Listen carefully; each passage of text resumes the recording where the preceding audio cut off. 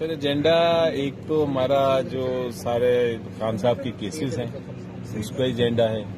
دوسرا جو ہمارے معاملات ہیں سیاسی معاملات پارلیمنٹ کے ان کے اوپر ہے. پھر جو فیوچر پالیسیز ہیں ہماری اس کے اوپر ہے. تو کافی بڑا ایجنڈا ہے آج. اچھا یہ شیخ افضل محمد صاحب کے بیان کی تائید کر دی ہے سنی اتحاد کونسل کے حوالے سے.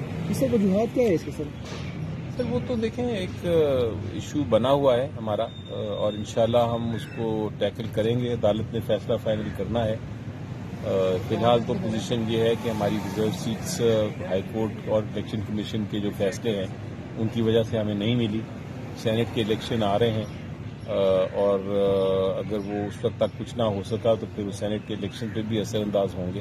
تو سچویشن تو یہ ہے لیکن بھارت ہم اس کو اس کے قانونی. سپریم کورٹ کب جا رہے ہیں؟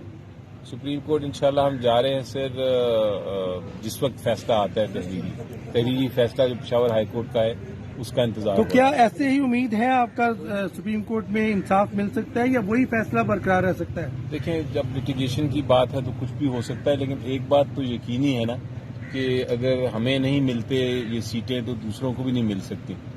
یہ تو بڑی ایک صاف صاف بات ہے. آئین کہتا ہے کہ آپ کو اتنی ہی سیٹیں ملنی ہیں ریزرو سیٹس جتنی آپ کی کینڈیڈیٹس ہیں. اس سے نہ زیادہ نہ کم. اچھا آج سائفر کیس کے حوالے سے بھی سماعت ہوئی ہے. کیا لگ رہا ہے خان صاحب عید قوم کے ساتھ کریں گے؟ جی انشاءاللہ دیکھیں سائفر کیس کی بحث شروع ہو گئی ہے. اب تقریباً کل ختم کر دیں گے ہم بحث اور اس کے بعد دوسری سائڈ کی بحث ہے تو امید ہے کہ اس کی تو کنکلوڈ ہو جائے گی اس ہفتے اور عید سے پہلے دوسرا کیس ہے ہمارا توشہ خانہ وہ بھی کنکلوڈ ہو جائے گا. تھینک یو جی. آج سائفر کیس کے حوالے سے بھی سماعت ہوئی ہے. کیا لگ رہا ہے خان صاحب